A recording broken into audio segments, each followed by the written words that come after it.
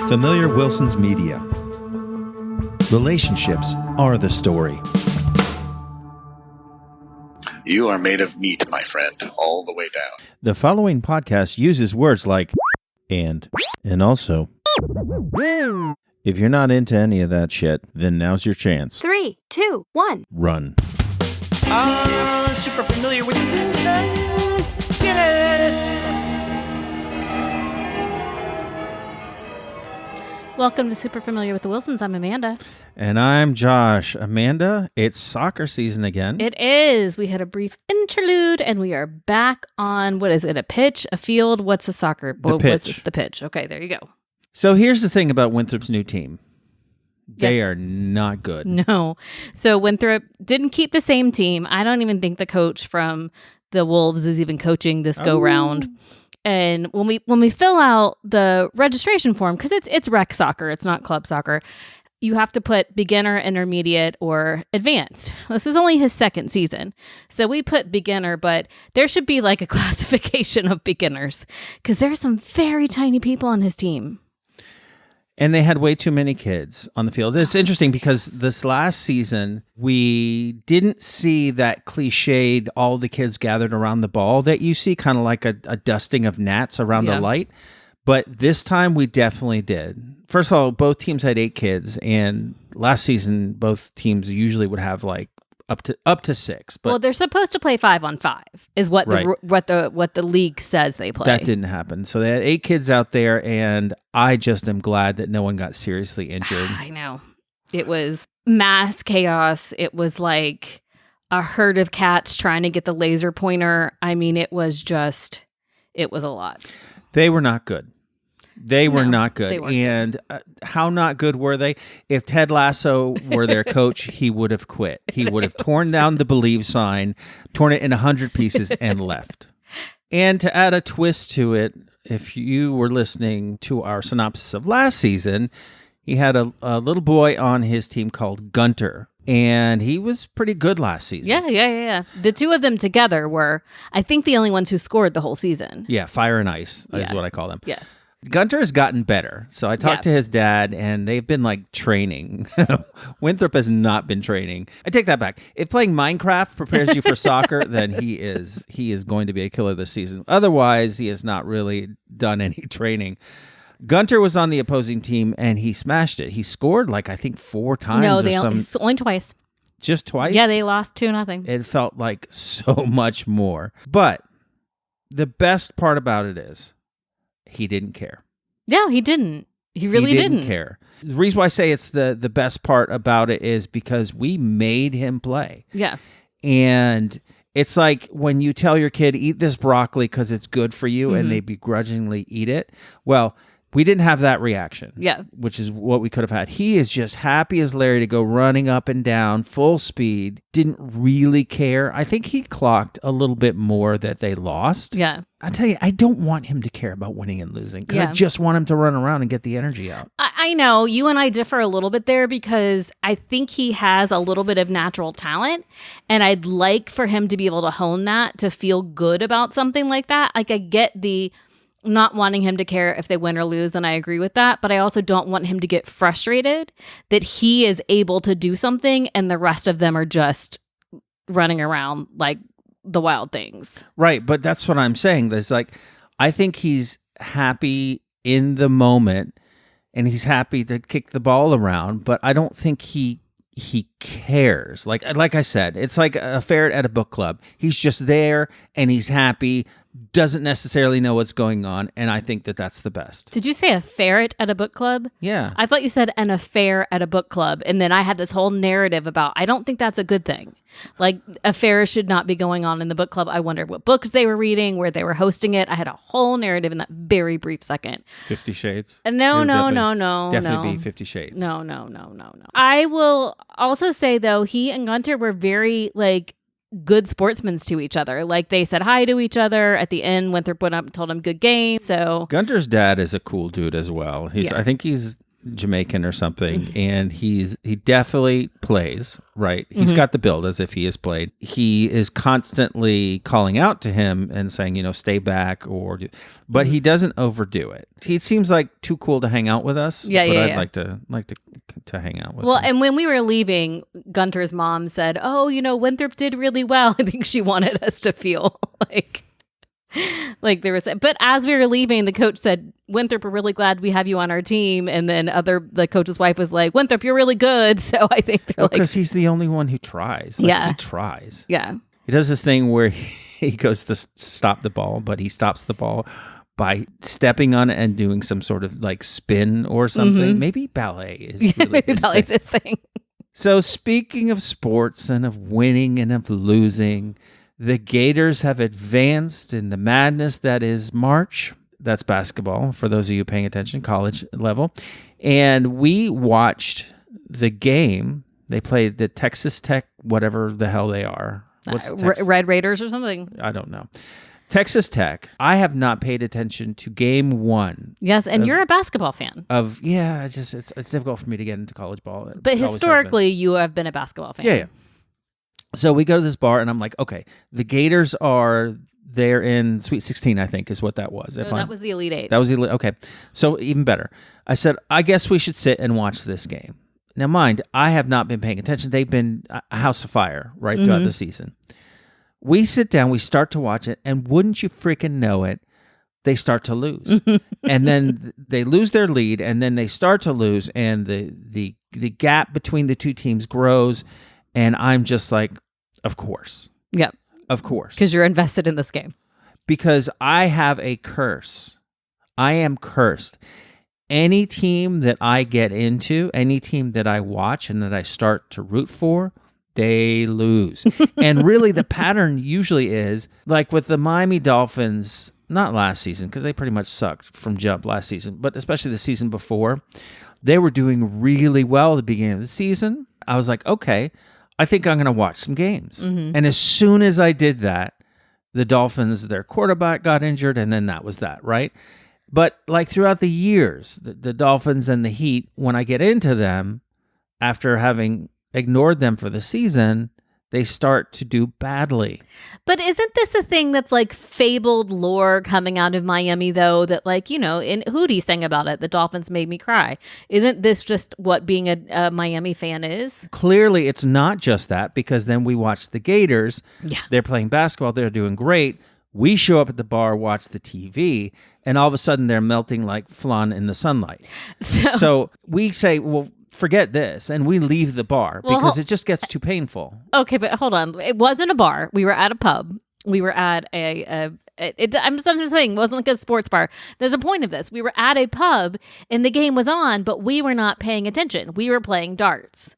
So the whole time they were winning, we were not paying attention. We finished darts, sit down with food, and go to watch it. It's when they started losing. This is my point to you. But I'm saying you can even be in the building and it's fine. You just can't look directly at the screen. Yes, that's exactly what it is. And the quarterback will get injured. The star player has sudden onset vertigo, and then, I'm screwed. So I figured out how we can make big money off of this. Okay. Opposing teams are going to pay you? No, I can't be involved. But that's the point of it. You have to start to place bets on teams that I'm rooting for, but never tell me that you're doing so. Okay. Because as soon as I know, then obviously I have a vested interest. Yes. And then it's all fucked up. Then that's that. This is what you need to do. You need to bet on sports teams that I'm rooting for. Never tell me until we've made enough money that we can retire and just podcast for a living in Tahiti, right? I can never know. I think that this gambling that you're proposing is illegal. No, there's legal betting. Is there legal What are you betting? talking Okay. about? All right, that's fine. Well, okay, so tell the rest of your story. We left. They were down by We left. a 10-point deficit, They were I down think. by 10. We get home. I think it was there was 3 minutes left in the game or something. We came home and we were both we can't look. It was the Elite Eight, and we have not been to the Final Four since 2014. So we couldn't look at it. You decided to take the dog out. I was cleaning up in the kitchen. I thought, you know what? I'm just going to check. I'm just going to check. And there was 40 seconds left and they were up by 4. And I was, you have got to be kidding me. So I'm running around trying to find the remote. I'm yelling. Winthrop comes downstairs. Mom, you know I don't like it when you yell, which is very hypocritical. And so you opened the door and I said, you're going to want to get in here. And you were like, what? And I was like, look.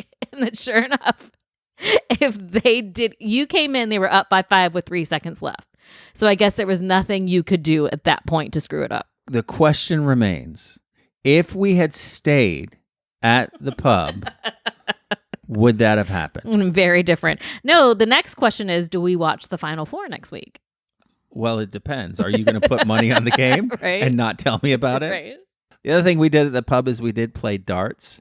Now, we are both not Rubbish. great at darts. I enjoy it. I'm just not good at it. It's great fun. I wonder, though, what it's like to watch us play darts, because it's not that we're funny. It's just that we're bad. Yeah. It's just we throw it. Like, you've got this knack of throwing the dart, and midair, I look at the dart, and it's sideways. But then it still rights itself. It rights itself, and it hits the dartboard. But a lot of times, it'll fall bounce off. Yeah. Like, we are, let me put it this way, stormtroopers could play darts better than we could play darts. That's how bad we are. It's really bad.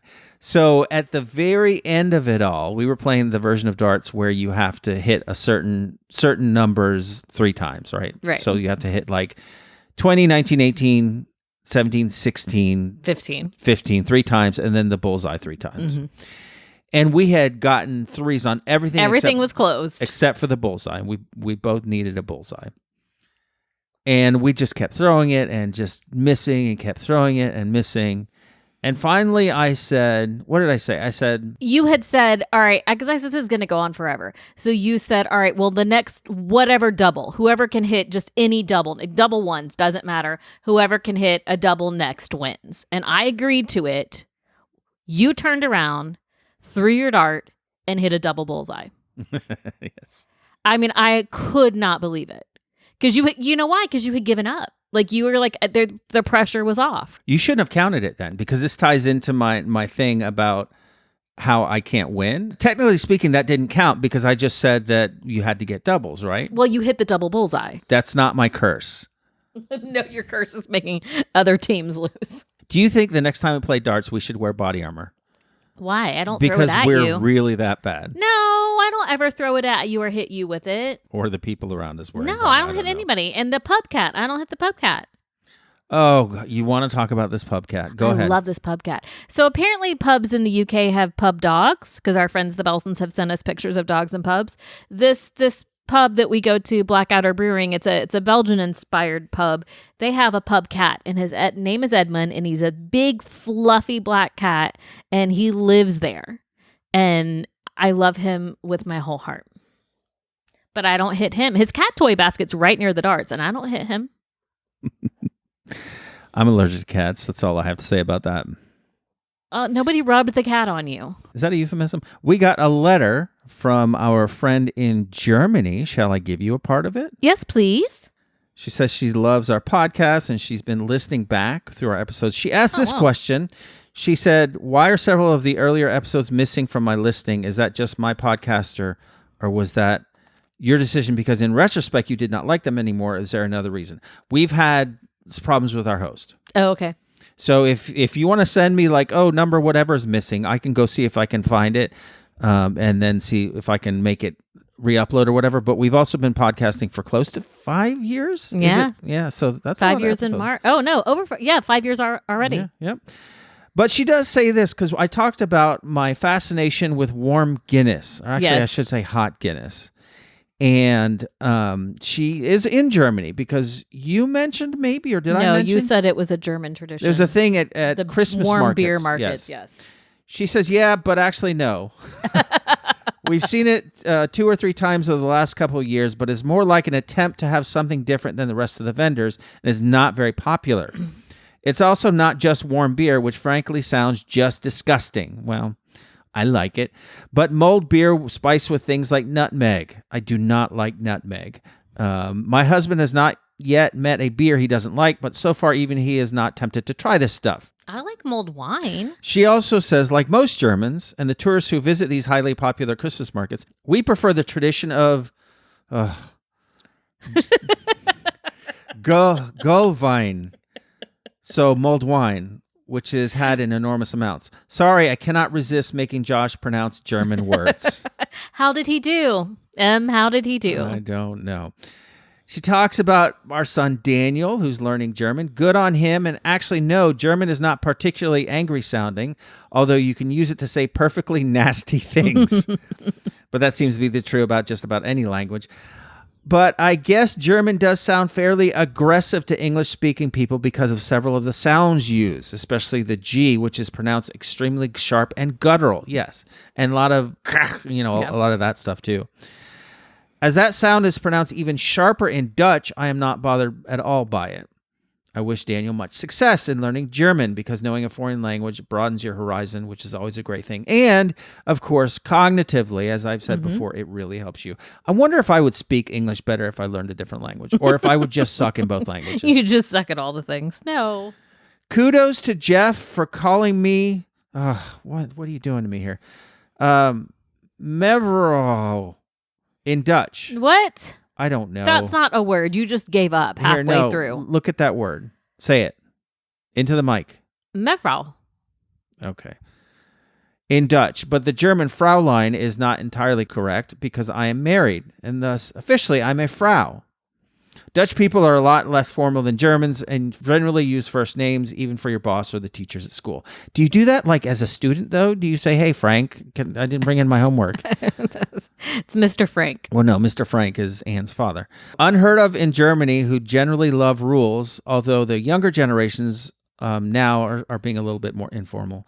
She says, I love that you call me M in your podcast. Sounds deliciously mysterious, but using my first name, Monique, is okay. So thank you, Monique, our friend in Germany, who's originally Dutch. There you go. That's super cool.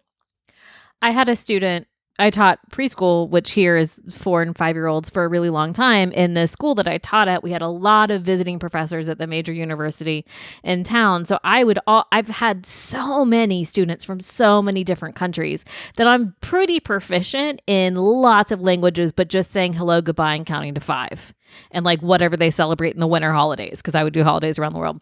But I had 2 German students, and it's super interesting to me to watch the language acquisition of what in early childhood we call them dual language learners, because they're still learning their native language while they're learning the school language as well, or getting mastering their native language.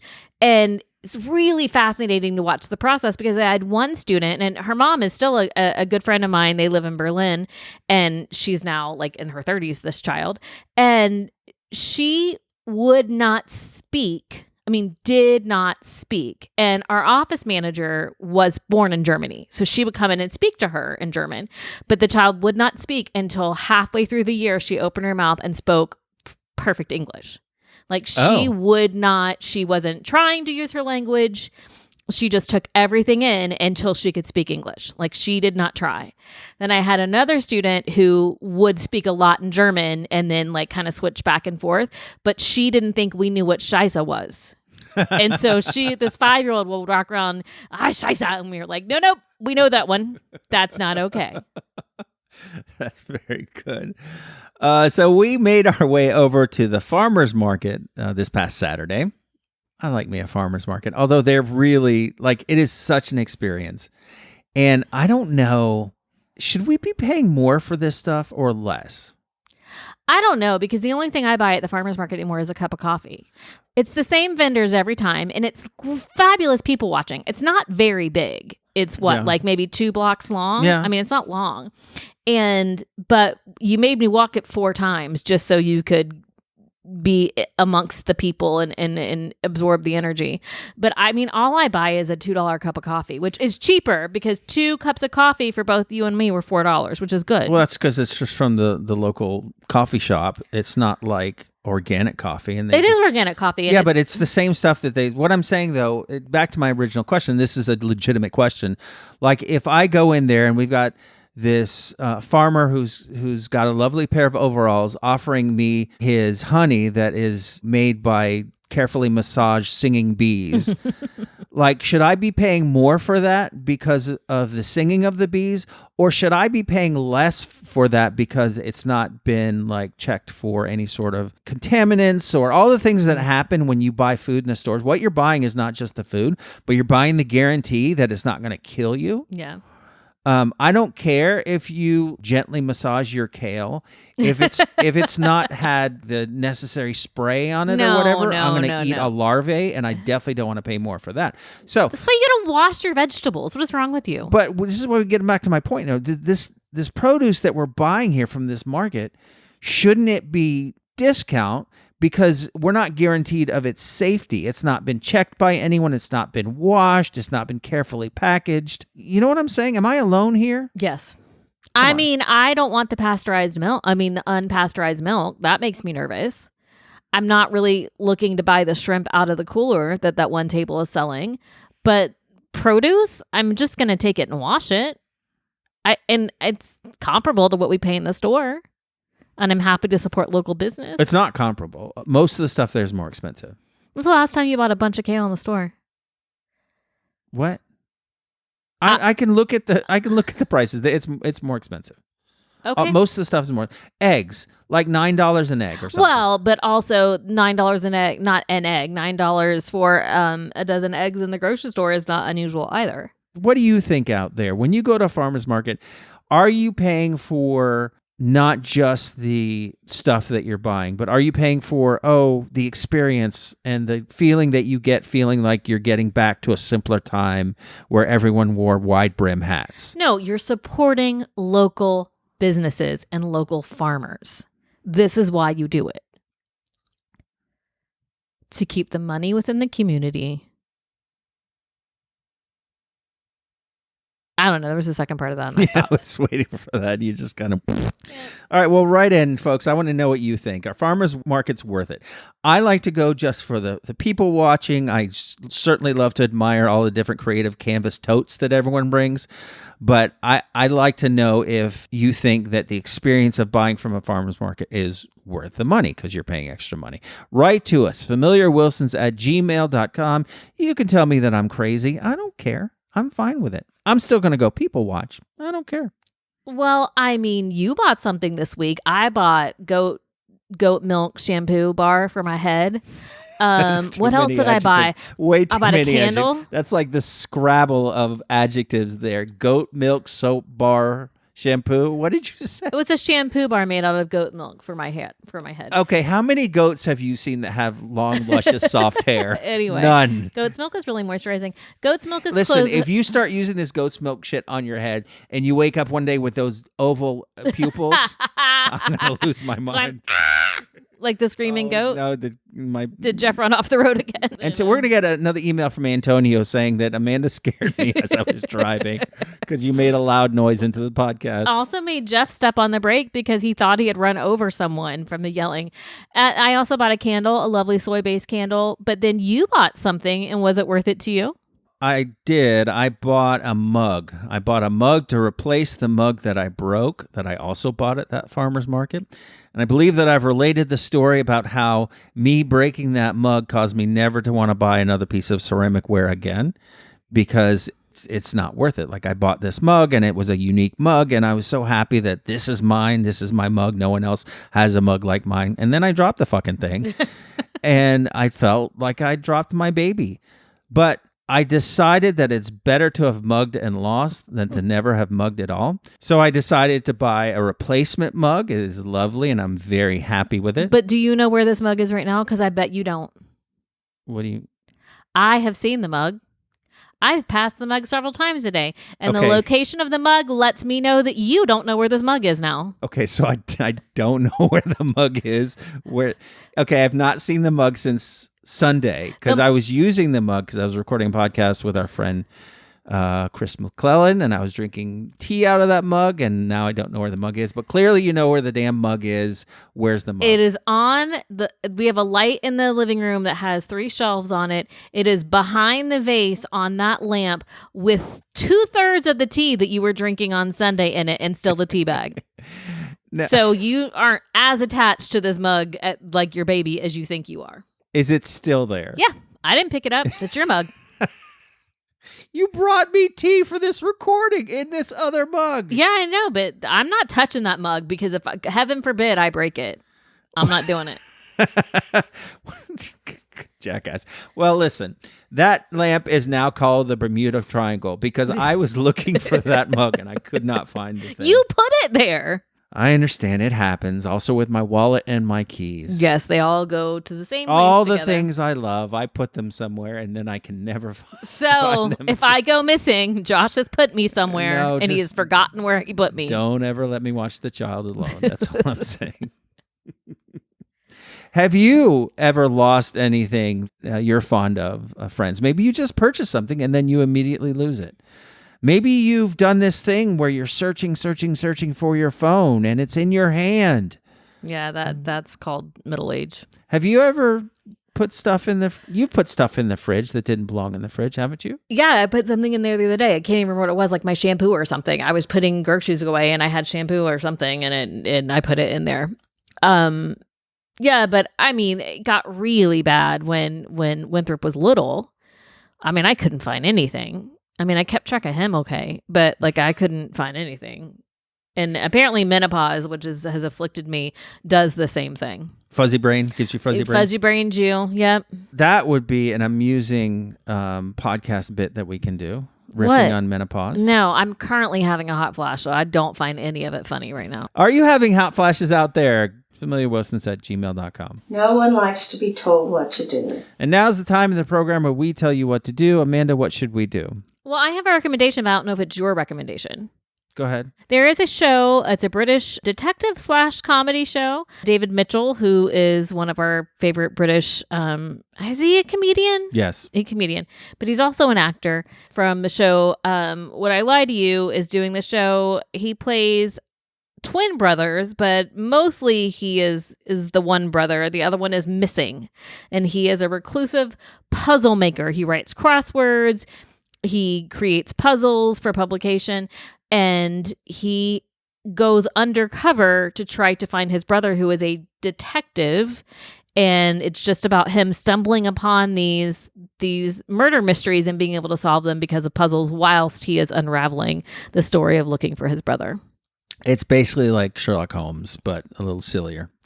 But it's really great. It drops every Thursday on BritBox. If you don't have BritBox, it's $8.95 a month. I think you get the first month free. You might want to try it out. Check out Ludwig. I endorse that recommendation. Thank you. So happy to have your seal of approval.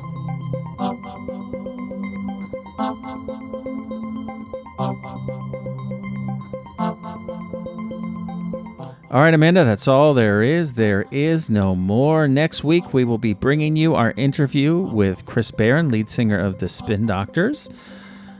Just giving them a little plug. They have a new album coming out soon, and 3 of the singles have been released, so check them out and see if you like them. Until next week, I want you all to smile, to love, to laugh, to learn, to live. Go be kind. Bye. Bye.